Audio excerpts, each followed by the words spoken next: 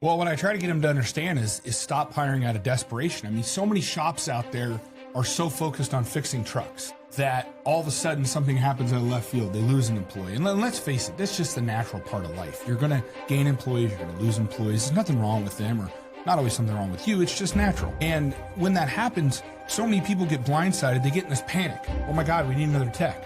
So they go out and hire the first guy who has the hard skills to fix a truck. And they don't think about what is that doing to your culture? What is that doing to your community internally? And so it's really something that I think a lot of owners need to focus on is you need to hire for attitude and aptitude and really focus on that more, especially from a long-term standpoint. I mean, if you hire a person that's a lube tech and you work with them over a couple of years and you turn them into a high-level tech, those people are very loyal. They don't jump ship real easily. And you really do start to build a community internally.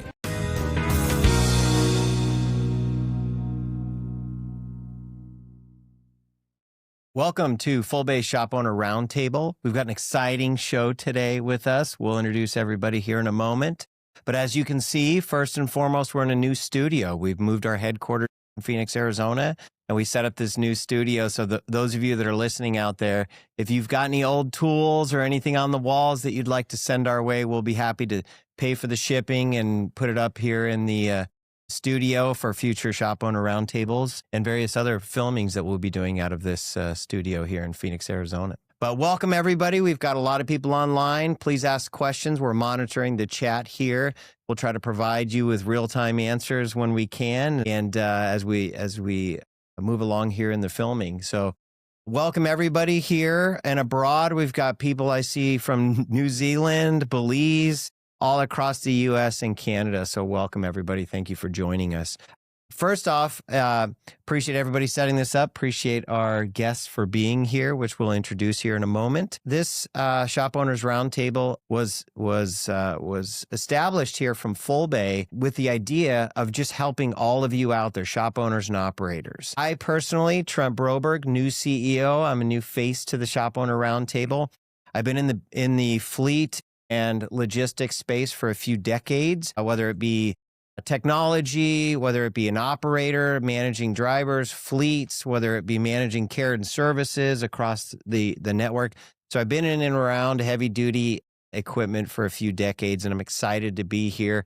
Been on board now for 4 months and learning every day from people that we've got here at the table and many of you that are online. Like I said, our primary focus here as a Shop Owners Roundtable is to help you all of the owners out there, all of the operators out there. How do we bring the community together? How do we drive best practices? I employ you all asking the questions here, and after the filming here, please get a hold of anybody at Full Bay. If you've got questions, you want to meet people, I promise you the network effect of the Full Bay ownership of over 5,000 shops have probably gone through a similar challenge that you have, and we can get you in touch with those people and those shop owners and operators that have had those challenges along the way.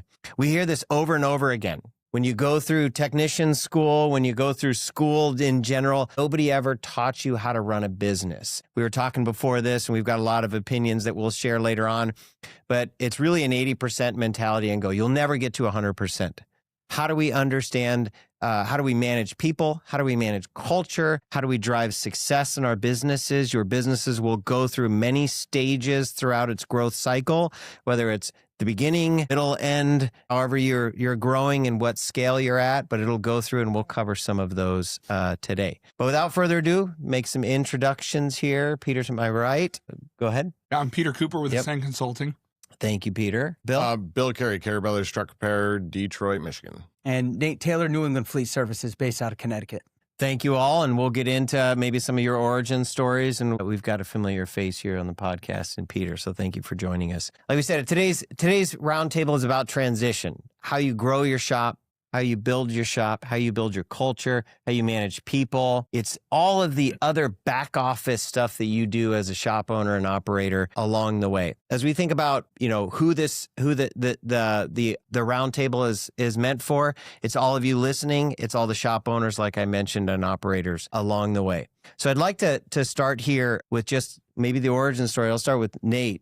Tell us who you are, how you got started in the business, and who New England Fleet Services is.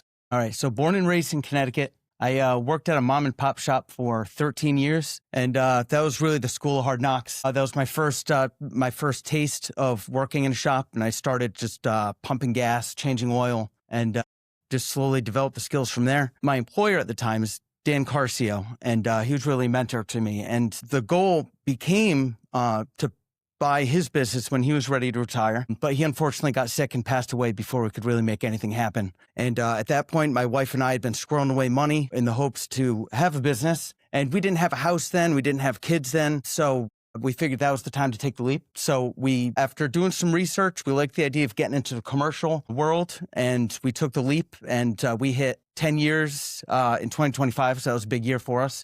And every year has been better than the previous year. And we're excited to see what's coming next. Yeah, fantastic story. Tell me about buying a service truck before you have any customers. Yeah, that was where the leap of faith comes in. So it's kind of like always the question, do you hire somebody right before the work is there to support them?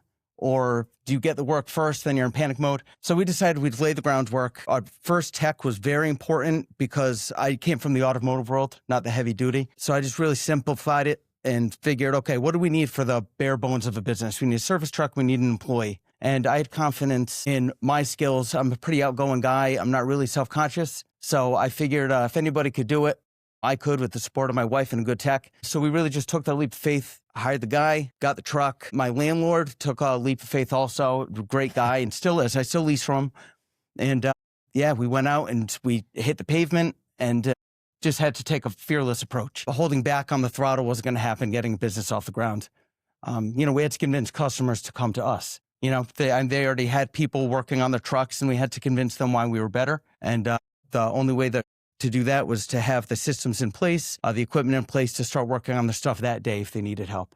Yeah, great. I mean, we'll get into that a little more. I'd love to hear about that leap that you took from being a technician over to an owner and what the challenges were in there. But love to hear your origin story, Bill. Yeah, same thing. So Carey Brothers was established 1985. It's called Carey Brothers. It was my dad and my uncle. They ran it up until 2015. I worked there as a kid, right? My dad was always on call. He had fleets that he took care of. I went through all the programs of learning how to basically be a low-level technician. And I was working there and going to school, and I started to get really ambitious what I thought the business could do, right? Being a 19-year-old kid that, thinks they know everything. And, we should be doing this. We should be doing this. How can we grow? How can we grow? So at the time, I think there was like maybe 5 employees. And my dad came in and said, hey, you're fired. This place will always be here. Go to college, go get a job. So I left and worked for 8 years at one of our customers and really got an education in management and purchasing, sales, inventory, full blown, we call it Eastern Market University, where, all of the meat and produce companies operate in Detroit. So made a lot of really good relationships, and then decided I wanted to buy a business and approached my cousin who had just bought his dad out and said, hey, let's do this together.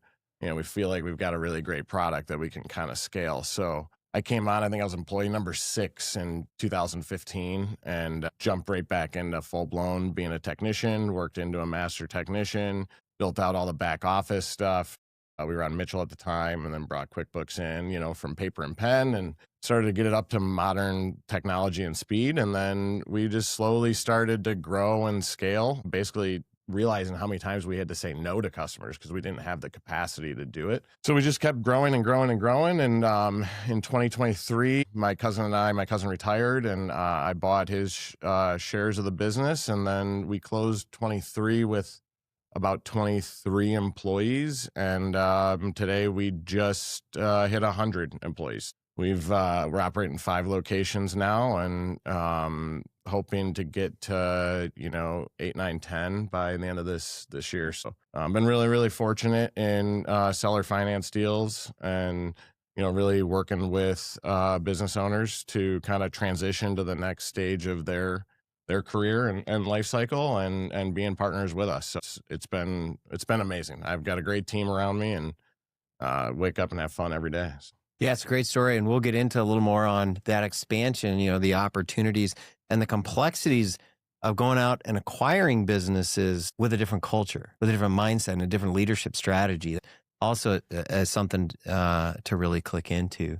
Tell us about yourself and the consulting you do today and your history, right? So my background, I guess I haven't really talked about that much on this. So I actually started my own shop in 2014 out of a need to work on really weird vehicles. So I specialized in working on buses and RVs. And I know everybody's probably cringing right now because they hate working on it. But hey, I figured out as a little guy, I can make a living just picking up scraps. And so and I've always been a technician. And so, one morning I had this epiphany that why am I broke? And I started doing a lot of research and a lot of education and realized that it was because I was never taught how to run a business. I was just a really good mechanic. And that doesn't work when you want to try to fix your business. So that kind of morphed into what I do now, which is consulting, where I work with shops and try to increase efficiency and profitability. Yeah, fantastic. And Peter's been a great partner of Full Bay for many years now. And a familiar face on the show, as I mentioned. And let me just jump back into a couple questions for we've got a couple questions coming in here, but questions for the folks on the board here. When you think about, Peter just mentioned you're great machines as technicians, right? You're great at what you're doing. You understand how to do the discipline. You've been taught. You became a master technician, right? You've done it yourself. You're making a transition from the automotive to the heavy duty space. Talk me through the big challenges and transitioning that you've faced. Nate, we'll start with you. One of the big challenges that you faced when you transitioned from a technician or mechanic over into owning your own business. What are some of those things that you didn't realize you were going to have to focus on, and how did you accomplish, the growth that you've seen? So Nate. So that's like a multi-layered question. So here's a multi-layered answer. Fixing things. If you fix a vehicle, it does you no good unless you can get paid for fixing that vehicle. Charging somebody for a repair that didn't quite happen doesn't work either. That's a good way to lose a reputation really quickly. So from watching Dan, the guy I'd worked with, and kind of being under his unofficial tutelage, I saw that those two things can really work together, where you can fix something with integrity and it's okay to charge a fair price for that.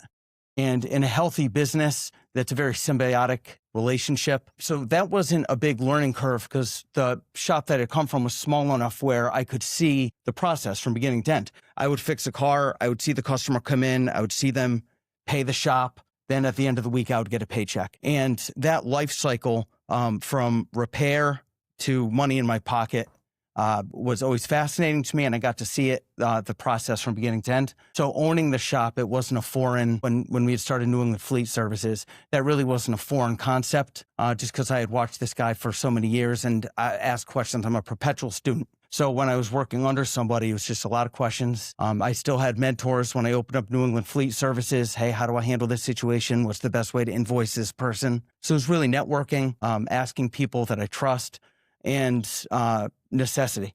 I needed to eat. My employee needed to eat, which means we had to charge.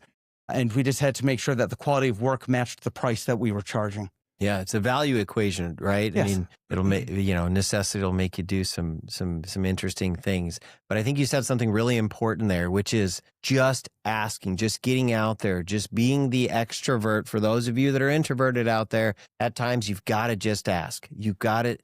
If you need to ask for help, that's one thing. If you need to ask how people have done things, if you need to, Peter, I'd love to hear your take on that, because I know that there's some opinions here. Well, I think that's a really good point. And that's that don't be afraid to reach out to even your competition. I mean, I think a lot of people in this space thinks that everybody thinks them as a threat, especially when you're first starting out. And honestly, there's so much work out there, and there's so many different shops that specialize in different things that I would not be afraid to ask someone how they did it. And it doesn't even have to be in this industry. It could be a carpenter or a plumber or an HVAC guy, anybody that's in any kind of business. And that's why I always recommend too that people join the Chamber of Commerce, because you're literally in the room with all the business owners and it's basically free. And I really think that's a great point, is that we need to ask more questions as owners. Yeah, we've seen this a lot throughout the growth at Full Bay. And recently we just launched our own community with that in mind. The goal here is to create a community of operators, shop owners, aspirational shop owners, people that are really growing their businesses. And as Peter mentioned, there's enough business out there to handle. And our goal, what we're trying to do is drive the community, drive the network, and help connect the dots at times, which is more helpful than at times than providing world-class software. So Bill, tell me about the leap when you took, you got fired, right? By your dad. Unfortunately, I'm sure that's a fun one around the holidays. You went to school, you got an education in hard knocks through growth in business. Then you came back and talk to me about that transition. You became a master technician, and now you're running a shop that's grown 4x in 2 years. Yeah. So talk to me a little bit about. Yeah. So for us, it was, I was the do-it-all guy, right? Every day, right? So I was dealing with all of the customers and diagnosing all of the trucks and, helping order the parts. And we didn't have process, right? And because it was just all in my head, and it was that intrinsical knowledge, right? And there was no such thing as a vacation for me as we started to grow into 20 employees, So I realized that, what got me here isn't going to get me there. And I had an ambition of, man, if something was to happen to me, right, this business couldn't function. And I got some really great advice from a peer of mine. And, he just said, hey, what would this look like if you were disabled or couldn't work, right? So I had to put the pedal to the metal to really get this thing to grow and remove myself from the operation. But in order to bring on all those people, you really had to scale revenue to support that payroll, right? So, and then after that, it came to building processes and, and how we're doing things all the way down. But it takes time, right? It's a big investment. You mentioned the 80% rule, right? So, as a business owner and a technician, you see people doing things and you're like, well, that's not how I would do it. No, I want it done this way, right? And I'm still very guilty of that.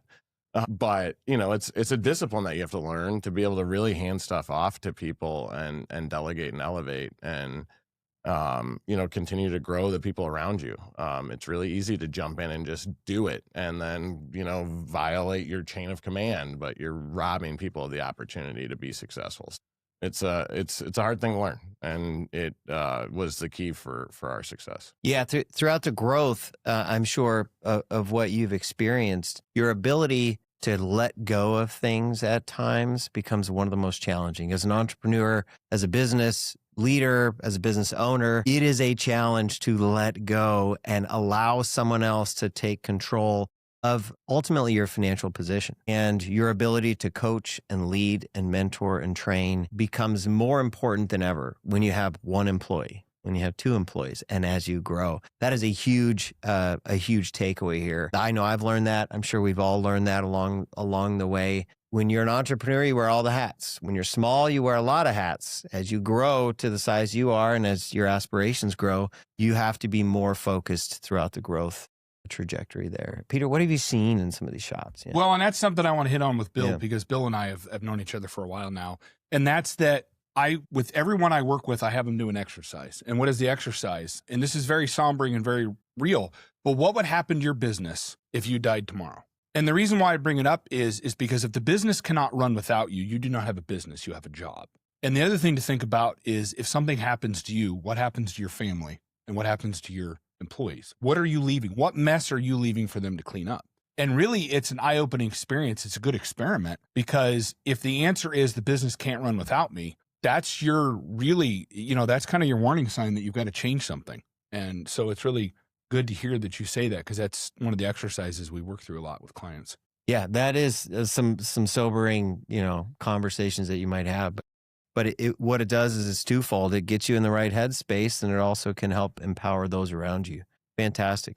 I had an old mentor that said, we don't manage people, we manage systems, we lead people. Like, it's that kind of mentality that is critical for growth. I want to talk about, the HR, the soft skills of ownership and operating in the business. HR, it's the KPIs that run the business. It's hiring technicians, one of the most challenging things you'll do, hiring good technicians, retaining great talent. Peter, how are you working with some of these shops to work through kind of that mindset, to think about what kind of technicians, to kind of think about what that means for the business and how important it is to spend the time to find the right talent within the business? Well, what I try to get them to understand is stop hiring out of desperation. I mean, so many shops out there are so focused on fixing trucks that all of a sudden something happens out of left field, they lose an employee. And then let's face it, that's just the natural part of life. You're going to gain employees, you're going to lose employees. There's nothing wrong with them, or not always something wrong with you. It's just natural. And when that happens,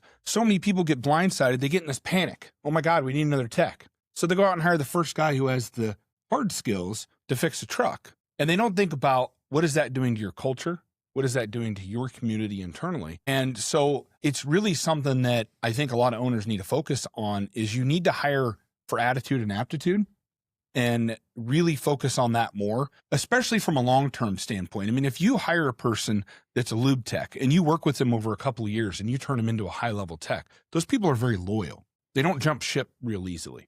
And you really do start to build a community internally. And I'm definitely not trying to say don't hire when you need people, but you've never got to stop hiring. Like, that has to be 20, 30% of your focus as an owner until you have an HR team, is hire, hire, hire, and work the whole system.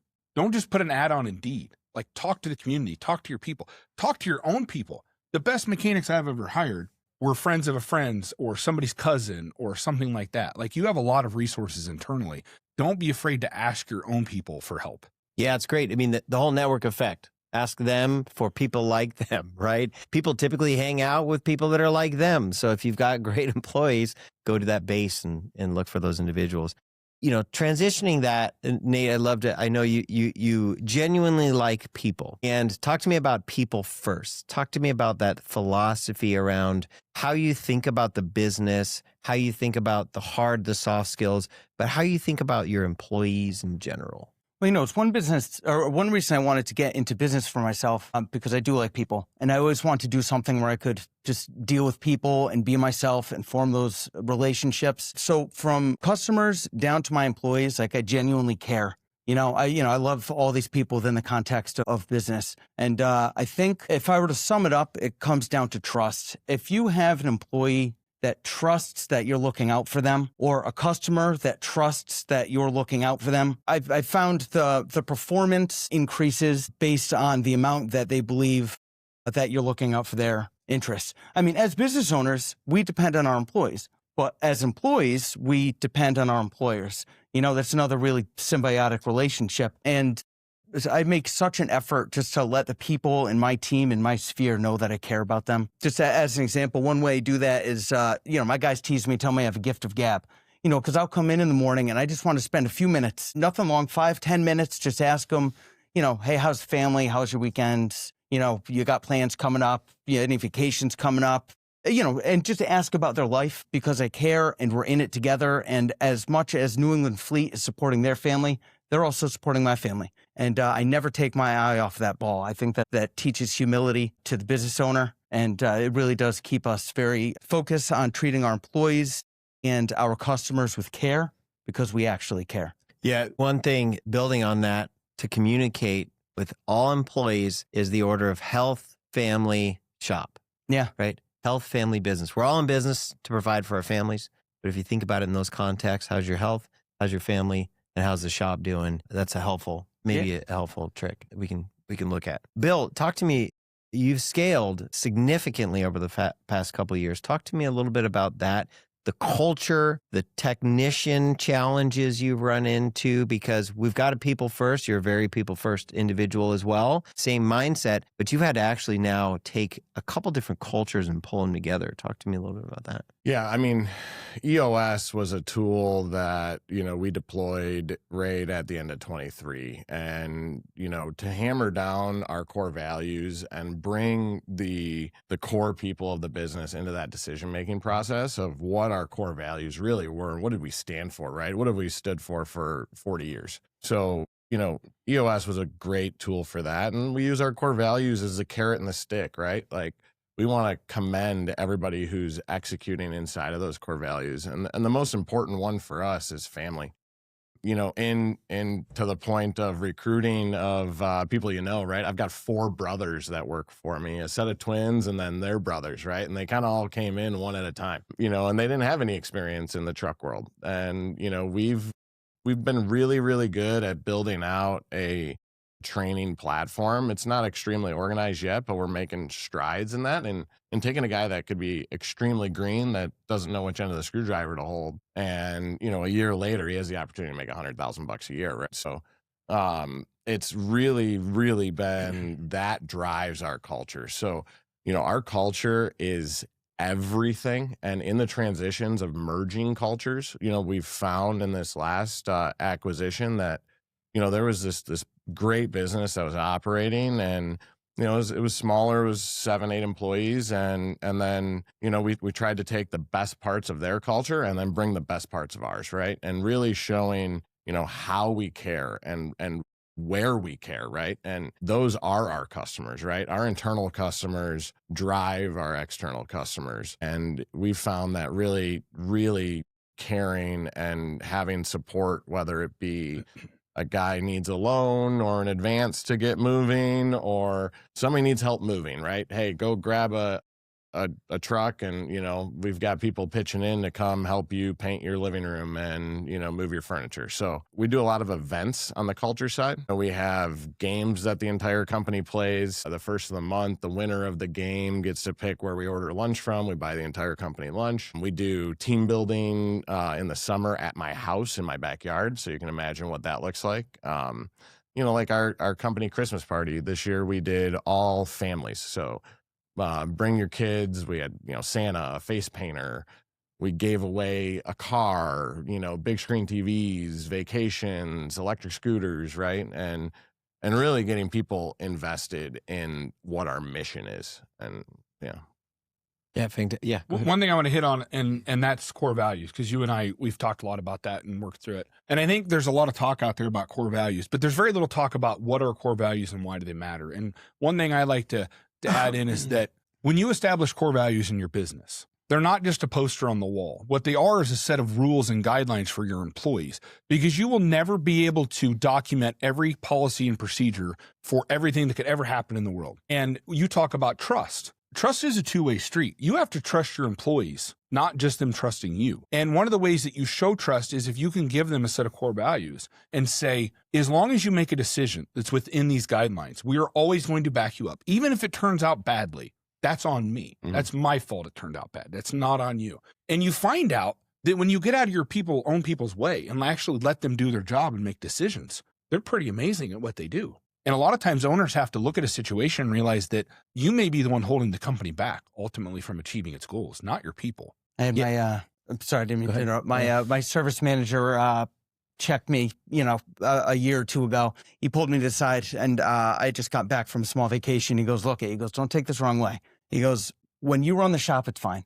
He goes, when I run the shop, it's fine. But when I run the shop and you try to make decisions for me, he's like, it's a mess. He's like, cut it out. I need room to breathe. And he was 100% right. And that was a learning experience for me where I didn't realize I was stepping on his toes and kind of being my own worst enemy in that sense. Yeah, there's a lot of commentary in the chats about that transition from tech to owner, kind of letting go, rolling back into the technician role when things are behind, and how bad the consequences can be of that, because now you're undermining your teams, you're undermining your other leaders, and how that is. So there's a lot of chatter going on here in the chat on that. There's a good point on that, and I talked about this at Diesel Connect, one of my speeches, and that's that owners have to understand that when you jump in and meddle, and that's exactly what it is. I call it meddling. You're not helping, you're meddling. That you're actually stealing your employees' win.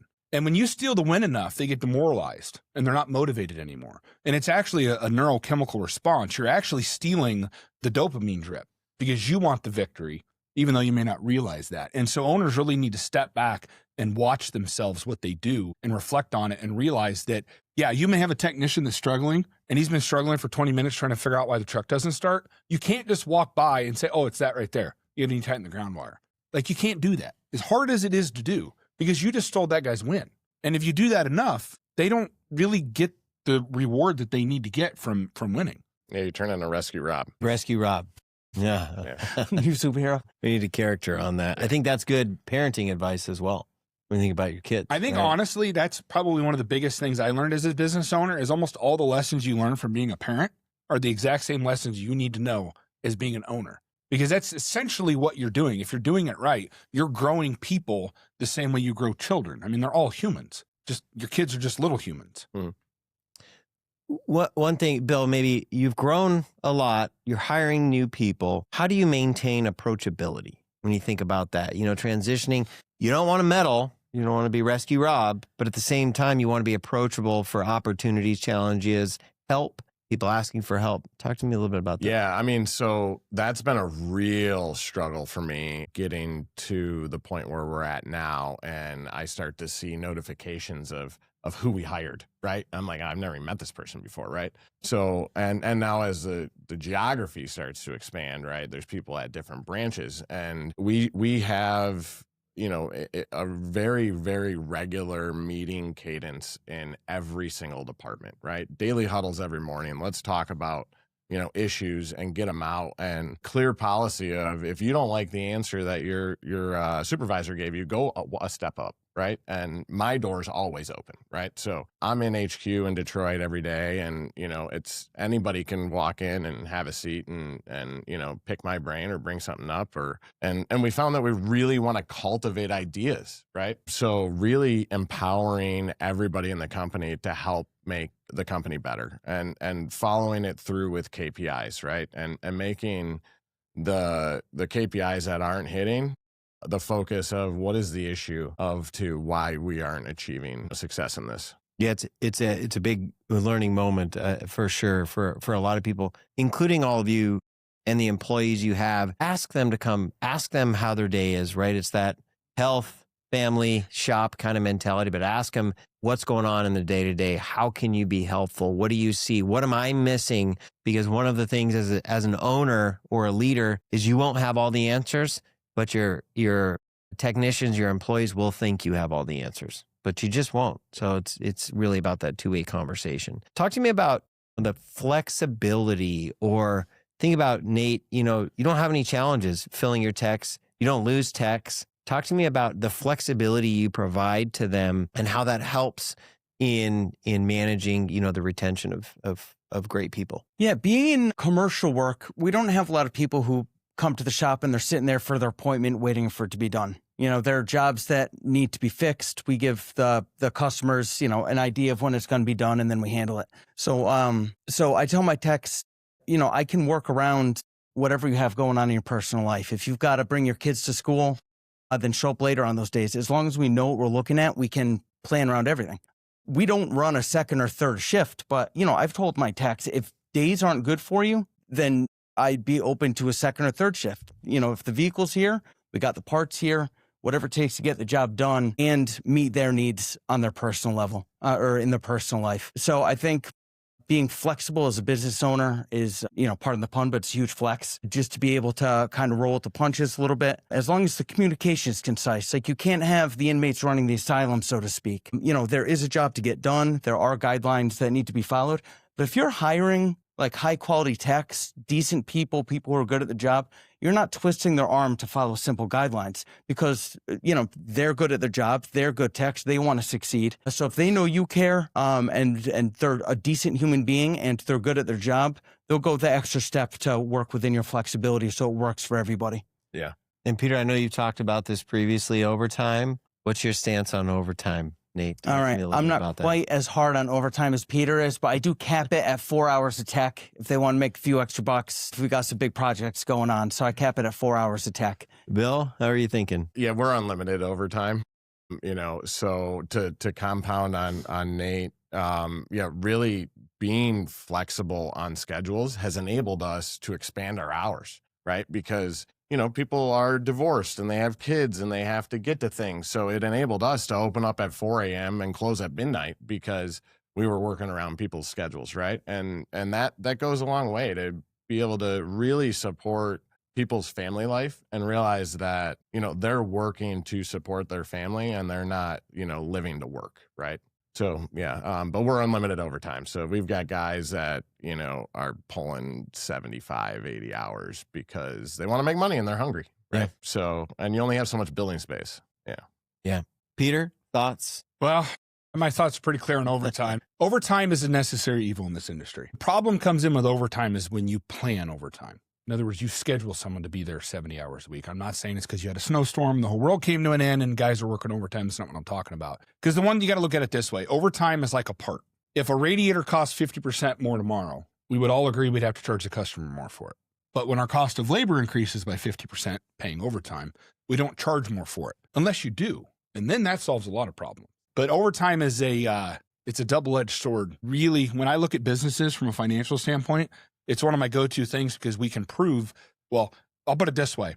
I've yet to have a business owner show me on pen to paper that scheduling overtime is profitable. And as long as we're here to make money, we have to remember that we have, as business owners, I think there's a lot of talk about culture today. But one of the things that we aren't really honest to ourselves about is that we have a commitment to our business to be profitable. That your number one commitment in a business is the business itself. You have to treat the business almost like its own person. And when we lose sight of that, we tend to make decisions with a little bit more emotion than I think we should sometimes, instead of really being true with something or someone and looking at it completely objectively and saying, this is not good for the business. And I'm not saying don't be a good boss and don't care about people, but you have to care about the business as a person too. Yeah, and there's short-term wins, long-term wins and challenges that come out of that, because to your point, you've only got so much utility to run with. You've only got so much base space. You've only got so much, so you've kind of got to work that in a financial model for long-term success. I had a couple questions that came through on your huddle. How long is the huddle? What are the top things that happen in the huddle discussed? This is a question from Robert here online. He said, we're a small company and we've struggled to find value every day in the huddle for our small shop. So a great thing about, that we've acquired a few businesses is to really get what they're doing as best practices and incorporate it into everything. So, we use this software called Truck Genius that records all of our metrics and our service managers. So in each building, there's, different departments: trailer, light duty, heavy duty, reefer. So every single morning, those service managers have, it could be a 5-minute huddle. It could be a 10-minute huddle. So I'm sorry, let me back up. So then the service advisors and service writers meet with the service managers to say, hey, here's what we have today. Here's what is important. Here's the information I got in. I need to know when this truck's done, blah, blah, blah. Then those service managers go 5 minutes with all their technicians. Every single technician, every single morning, runs through what their utilization and efficiency was from the day prior. And we set a standard at 95% utilized. And if we have enough work that, we're not out of things to do, then there's no reason we're not achieving 95% utilization.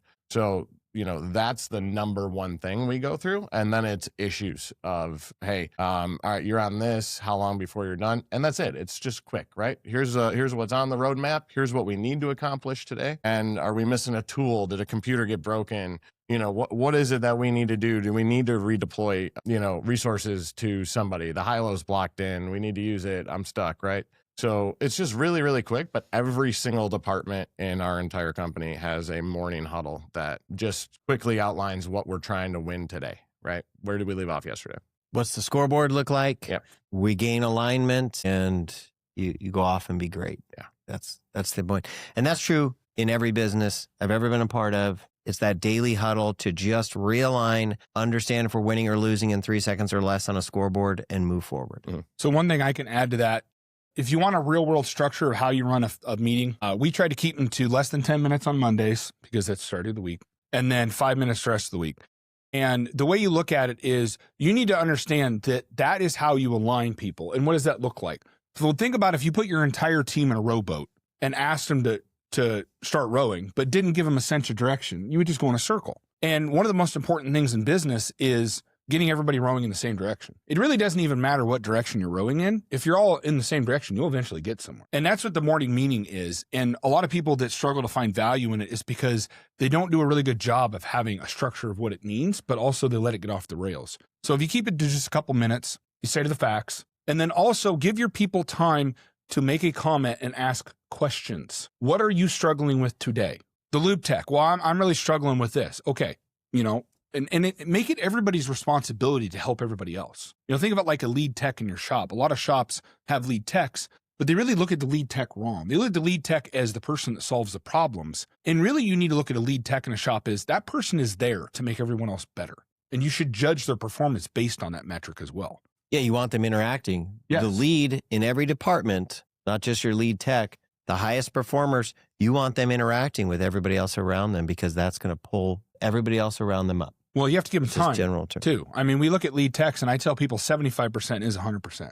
If you've got a lead tech that's billing 98%, 95% efficiency, that guy is not spending time doing what he should be, which is making everyone else better. He's just a really good tech. And if honestly, if he's that good of a tech, you should probably leave him alone, let him go be a tech. Speaking on that, let's shift over to maybe a growth mindset. We've all gone through challenges in growth and what that looks like. Bill, where does growth actually come from in your shops? So it's our number one core value, right? Growing as a professional in your professional life, growing in your personal life. We should be, as a company, empowering you to grow. So we do a lot of things around that, right? So we just this year started doing a weekly leadership meeting open to the entire company. So it's a Teams call at 6:30 a.m. It's 52 weeks. Every fourth week, we do a book review. So there's a book assigned, and then we go through that. And then everybody gets a turn at growing as a leader,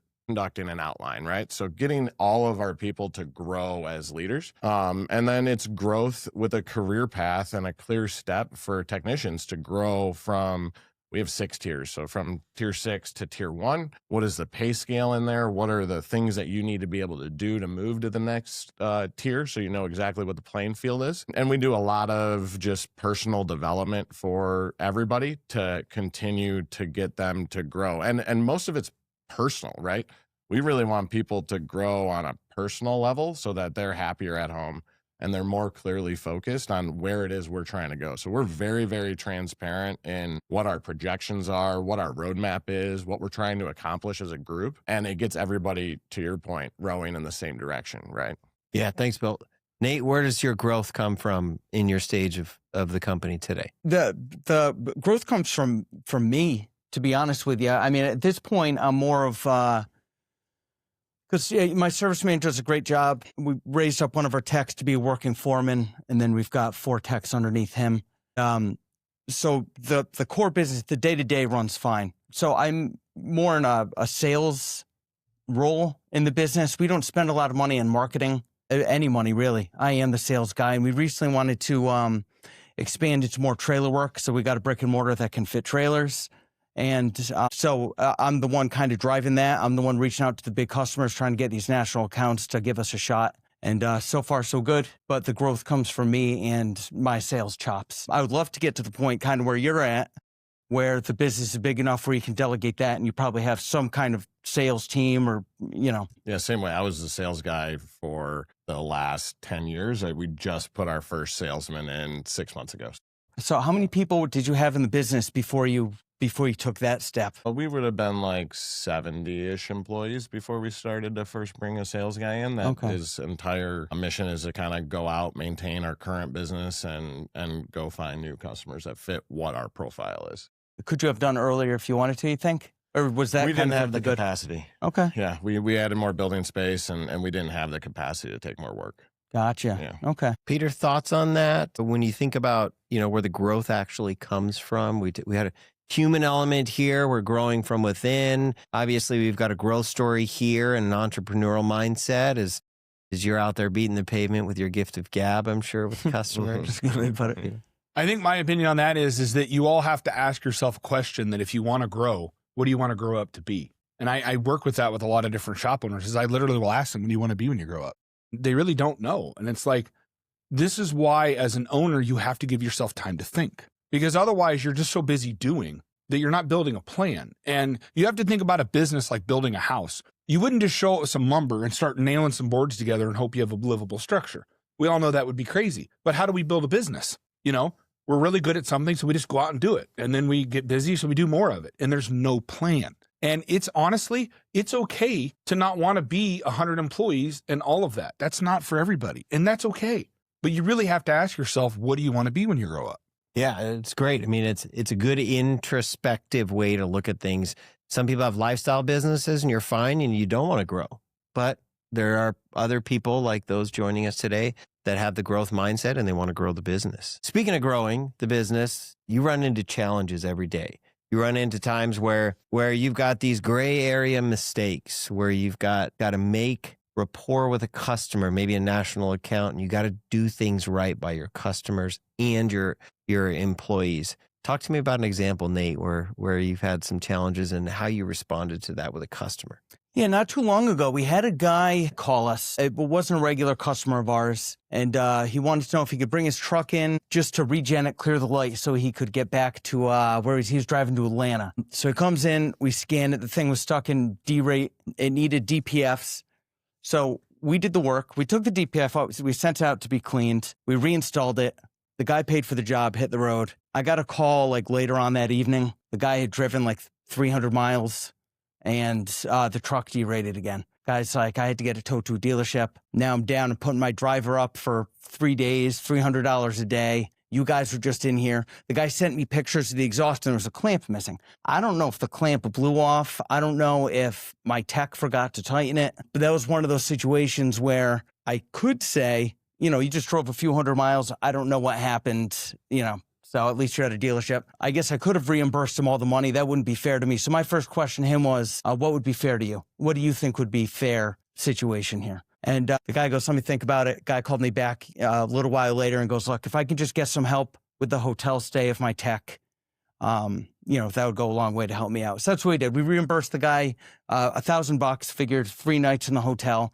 He paid for whatever the repair and the tow bill was. And it's like the definition of compromise. Nobody feels like they won 100%, but nobody feels like they lost 100% either. And he was an out-of-towner. I probably won't see him again just because he's not in the area very much, but we left on very good terms. And I'm confident saying that guy's not going to be able to say anything bad about New England Fleet Services because everybody makes mistakes, but it's how you own up to the mistake that makes a difference. Not everybody needs to take the whole hit. So we worked together. That's that human element. Work together. I said to him, what's fair to you here? And we were able to come to a compromise, but those are the worst. When you do a big job and then you get a phone call like an hour or two later, or the next day, it's never a good thing. But it's unavoidable. And the more work you do, the bigger jobs you do, these problems happen. And, everybody listening, everybody here probably has dozens of stories where somebody messes up and what do you do? And there's not always a clear right and wrong. You just try to do the best on a human level, I think. Sometimes they become nightmares. Sometimes they become long-term reputation gains. Yeah. What's really interesting there is how you approached it and said, what's fair? Right? How do you think about that? Peter, maybe some comments? Well, I actually have a really good lesson about that. So I used to own a limo company, and you deal with, if you think having to deal with a trucker that broke down after you worked on it's bad, deal with a bride that something went wrong at her wedding. And what I learned the hard way is 2 things. Listen and ask questions, because 90% of the time when someone calls to complain, they just want to feel heard, number 1. And number 2, if you, like Nate said, if you ask them what they want, I guarantee you the majority of the times they are willing to settle for less than you're willing to offer. So do yourself a favor, just as owners, just shut up, stop trying to defend what happened, especially if it's a bad Google review. Don't ever do that. Just be quiet, listen to the customer, and just ask, what do you need to do to make it right with them? What's fair? Bill?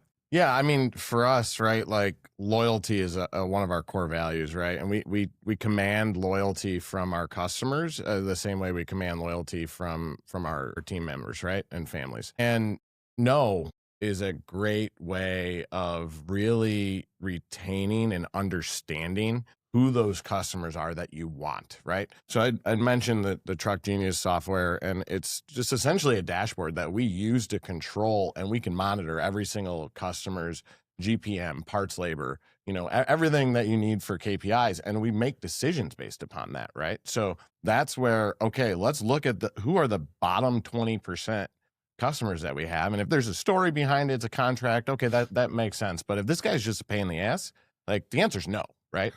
And, we say no to where, Nate and I were talking. I said, I had to say no to a customer that was 15% of our revenue because they were going to get, part of their services done cheaper somewhere else. I said, okay, well, you can take those services and you can no longer call us. We will no longer fix any of your equipment. Right. And it was a terrifying decision, but the result of that was they came back and we increased their labor rate $20 an hour. Right. And now they're a long time standing relationship to where no was very powerful. Grass isn't always greener. Right. Right. Good thought. Well, as we think about the last 5 minutes here, I've got a couple additional questions for you that may be on the lighter side. What does a great week in your shop look like, Nate? I would say a great week is one that ends on a high note. I think this industry's tough. You know, if in a week, if everybody can get a couple belly laughs in a week, you know, with camaraderie, poking fun at each other, being able to laugh at ourselves, finish some big jobs at the end of the week, have a chance, you know, last hour or two of the day to clean, organize, reset for Monday. I would say that's a successful week. Bill? No one gets hurt. That's number one. Nothing gets broken. Employees, we really encourage everybody to kind of share their wins in their personal life.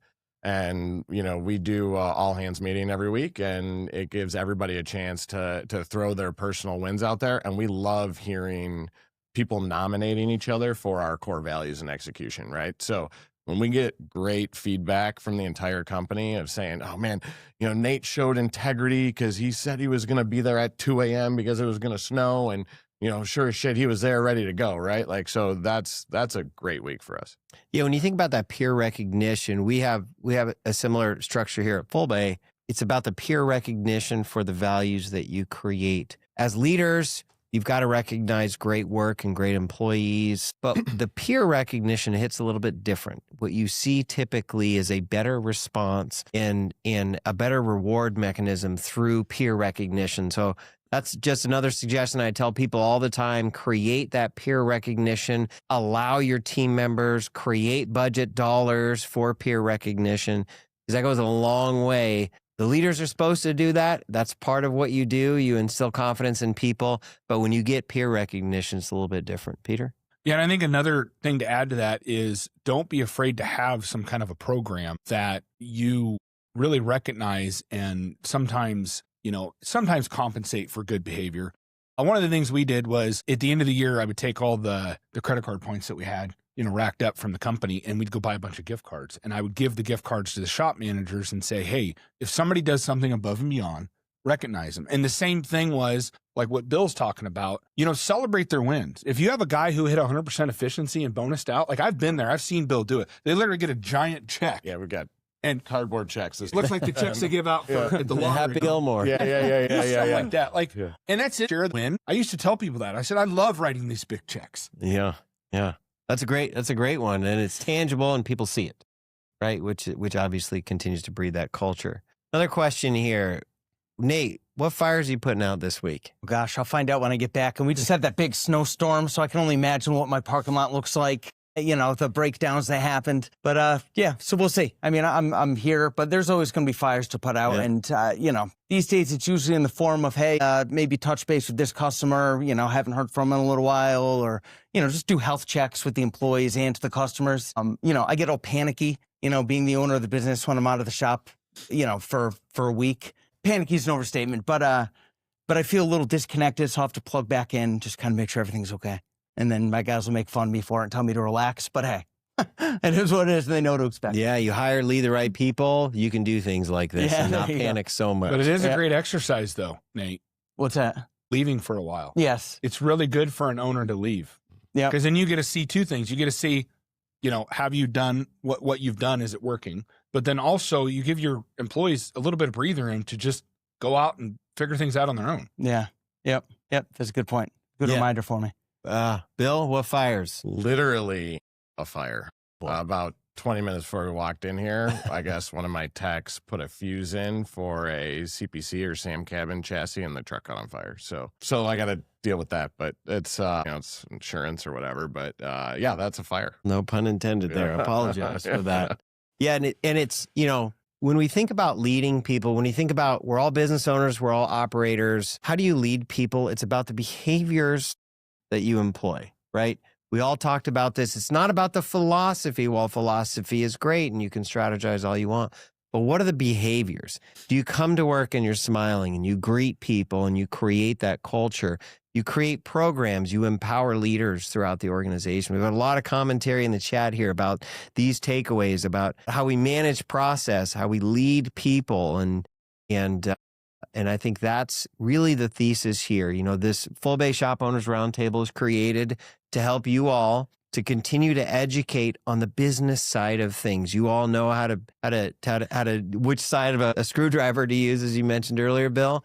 You've been doing this for a long time, but hopefully we can help educate and we can share best practices and build a community around Full Bay, around you all as operators, as shop owners. We've got fantastic people that have been there and done that before. We've launched a community for you all to continue to share these ideas, jump into that community. Reach out to your Full Bay representative if you have questions around your shop, not just Full Bay, but around your shop. And we'll try to get you in touch with those that can help you that have stubbed their toe, just like you might be doing today. But again, thank you all. Thanks for stepping away from the fires that are happening in our shops and obviously the storms that are going across the U.S. I hope everybody returns safe. I hope you're all happy, safe, and thank you for joining today. Appreciate it. Thanks, Peter. Thank Thanks, you. This Nate. was awesome, man. Thanks, Bill. Appreciate it. Yeah, appreciate it, guys.